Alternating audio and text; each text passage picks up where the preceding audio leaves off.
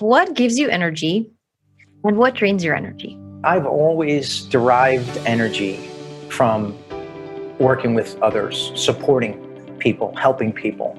For me, it's all about synergy. It's all about teamwork. You have to have a really great team, and that excites me. For me, creating events that can benefit somebody else, other women, that probably energizes me the most. I love working around smart, inquisitive, engaging people, especially when the goal is to solve really vexing and hard problems. Liberating greatness. I'm particularly passionate about women leaders, but helping them find their voice. And when they do, watching them thrive. What gives me energy, obviously, is around purpose. I mean, anytime you're looking at purpose and somebody's purpose, putting their purpose to work, that is really, for me, it's the essence of life.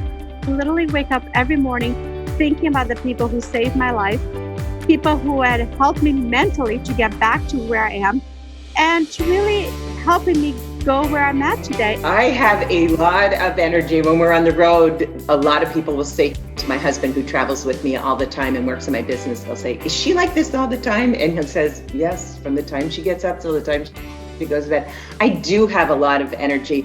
And I think that the thing that gives me energy is the power of possibility.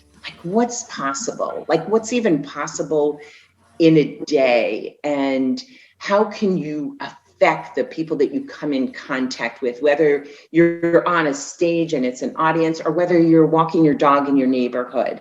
What are the possibilities that day? And I guess it's that purpose linked with possibilities that pretty much anything can happen. And to me, that is exciting, just possibility. And then I think people really give me a lot of energy, whether it's interacting with people, meeting new people, finding out about people, people just energize me, and I can be feeling exhausted and jet lagged and everything else. But as soon as I meet people, it's like the light goes on and I'm so excited. And then shamedly, probably Diet Coke gives me. Yeah. Well said. Honest truth. Possibility, people, and Diet Coke. I guess it would work better if it were Pepsi, because then it would be possibility, people, and Pepsi. But it's Diet Coke. So there you go. That is such a great question. I had a hemorrhagic stroke about 6 years ago, meaning that my brain started to bleed. And it was nothing to do with my lifestyle and nothing to do with something I was doing, but it really was something I was born with and I didn't know about it. So it took me a while. It took me over a year to actually recover enough to even be in front of people. And so being alive was a lucky thing, but then being alive and being able to fight back, get back on my feet and be here, it's a miracle. And so what gives me energy? I literally wake up every morning thinking about the people who saved my life, people who had helped me mentally to get back to where I am and to really helping me go where I'm at today. And, and growing my company is really what gives me energy. I mean, I know what I went through. And I want to save everybody's lives. So I guess that's what gives me energy. Now, what drains my energy? One of the most important core values in our company, and that was really what I started with at our company, is something that Dr. Jensen talks about. He was a professor at Harvard, retired at this point. And he talked about the importance of accountability in any organization, meaning that do what you said you were going to do. And if you don't think you can get it done, then make sure you inform people right away and help them create a plan. And that's how we run our company day in and day out. Most of our people who work with us are remote. We can't function without accountability. What gives me energy, obviously, is around purpose. I mean, anytime you're looking at purpose and somebody's purpose, of putting their purpose to work, that is really, for me, it's the essence of life. And so the things that are really fun is when you have somebody like, as you were saying, I'm on this crusade to eradicate meaninglessness, because I think it's the ultimate disease. You've got a lot of healthcare executives that are watching this, and they're dealing with physical disease, but the disease of the spirit affects the physical. And so anybody who's involved in the area of medicine knows that, when a patient gives up, they're likely to not recover well or to die. And so meaning, however, gives us that reason to live on until finally the heart gives out, if you will. And there are certainly those physical realities that occur, but there's a lot of people that, is the old expression, there's a lot of people that are walking around dead, but they're still walking around.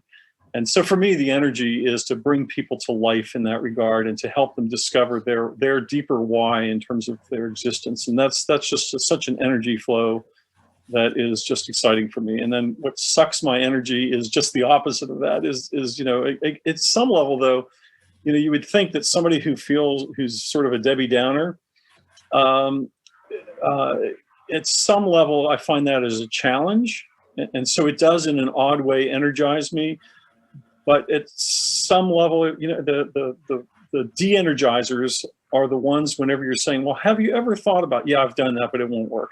Have you thought about this? I've done that, but it won't work. I've done it. Whenever they have all of the answers and yet they have none of the answer, but they think they have the answer. So the know-it-alls are the ones that absolutely drive me, drain my energy. And I just, at that point, I walk away and say, you know what, live in your misery. And when you're ready to get out of it, come talk to me and let's turn it around for you. What gives me energy is I love, which you helped me figure this out, liberating greatness. And I think it's so important to help, I'm particularly passionate about women leaders, but helping them find their voice. And when they do, watching them thrive has been really rewarding. So I think seeing people find their voice and their passion and purpose is what really gives me energy. Thank you. And we've talked a lot about this concept, which you feel very passionate about, where in terms of liberating your greatness, you don't necessarily need to have a big title to be a leader. Well, it's easy on the energy side. I love working around smart, inquisitive, engaging people. Especially when the goal is to solve really vexing and hard problems. I love that. So I think that's what I get to do almost every day now, build really engaging teams and lead them, to deal with some of the harder questions in healthcare. So love that, love the people aspect of what I get to do. And on the flip side, the thing that drains me is I just really struggle with the kind of mundane business processes, budgeting, requisitions, performance the kind of formality of performance evals versus the informal kind of feedback processes, et cetera, et cetera, et cetera. So I endure the business side, the business kind of mechanics to be able to do the people part of it. But the net of all that is I get more energy than I do deplete the energy. Well, yeah, obviously creating events, some people paint, everybody's got their creative outlet.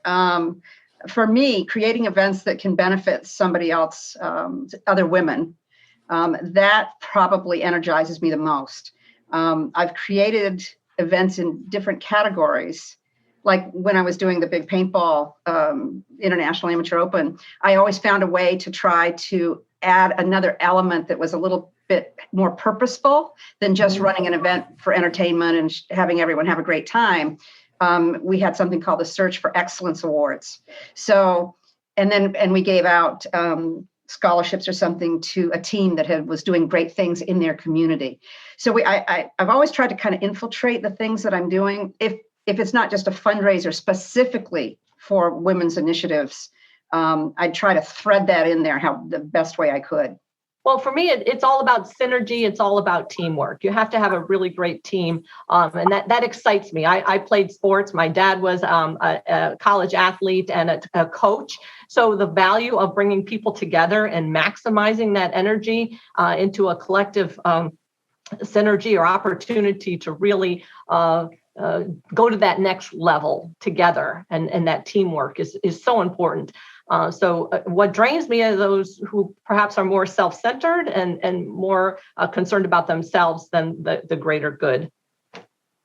Thank you. And one thing you mentioned when we chatted offline was you take personal pride in mentoring staff.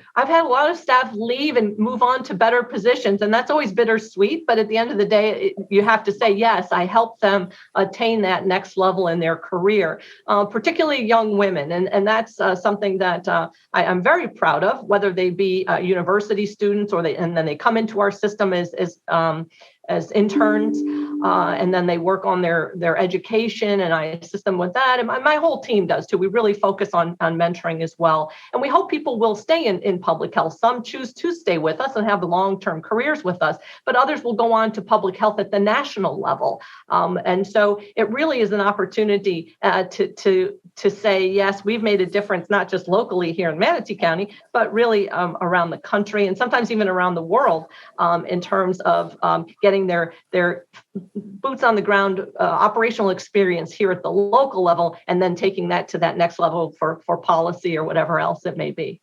I've always derived energy from working with others, supporting people, helping people.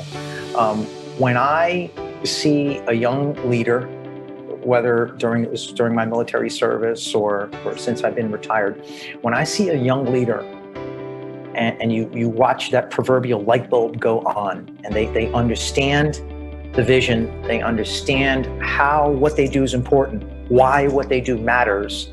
In a word, they get it, and they start moving out.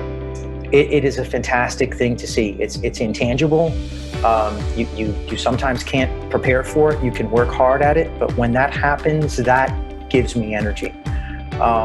What drains me is when I see those with exceedingly high potential not give their best, not try their utmost to achieve a certain goal.